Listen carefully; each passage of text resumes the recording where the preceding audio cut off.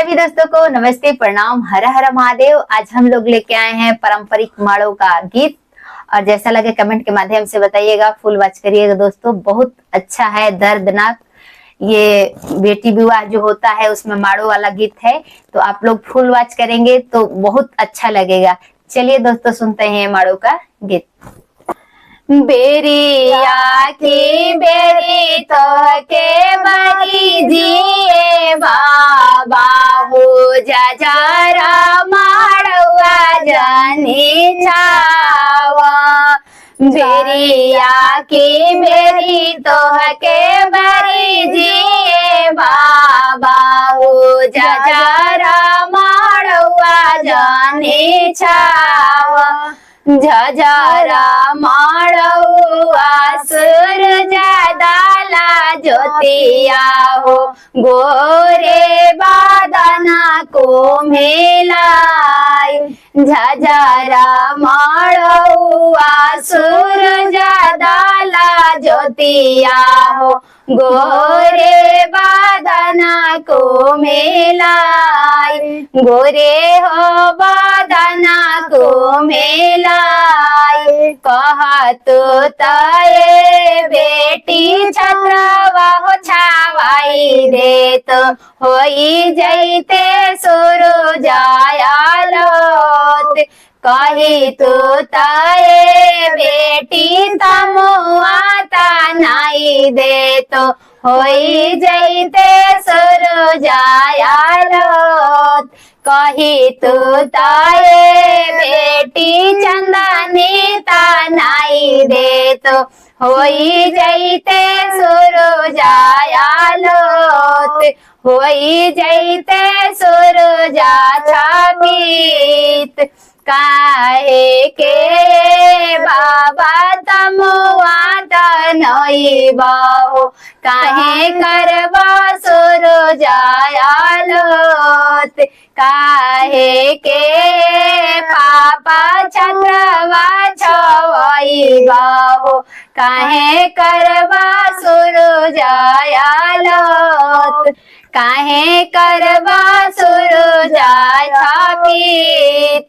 आजू के रतिया बाबा रौरे महलिया हो बिहाने सुंदर बरसात।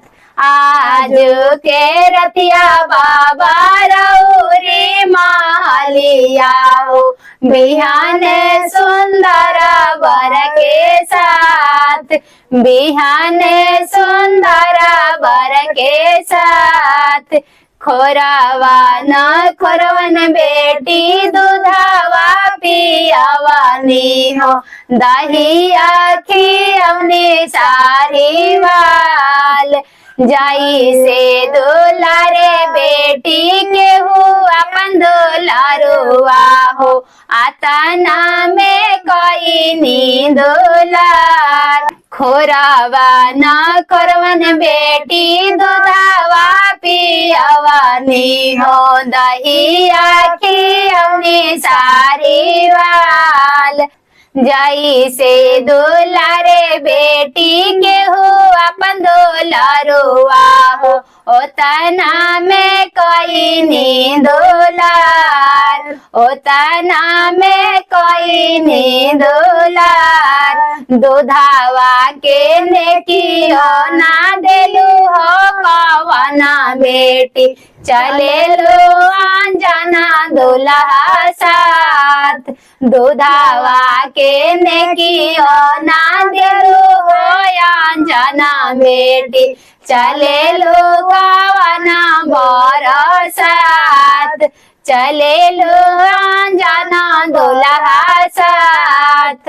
काहे के बाबा दूधावा हो पियावाला दही आखी औला सारी वाल। काहे के बाबा दूधावा हो पियावाला दही आखी औला सारी वाल। जानते तरल बाबा दिया नहीं आपन कैला काहे एतना दुलार। जानते तारला पापा बेटी नाही आपन, काहे कैला एतना दुलार, कैला काहे एतना दुलार, इतना दुलरवा बाबा कवना भैया के करिहा हो, उहे दिहे नेकिया तोहार, इतना दुलरवा पापा पीयूषा भैया के करिहा हो, जिन्हीं भैया डाला के सिंगार। थैंक्स फॉर वॉचिंग दोस्तों।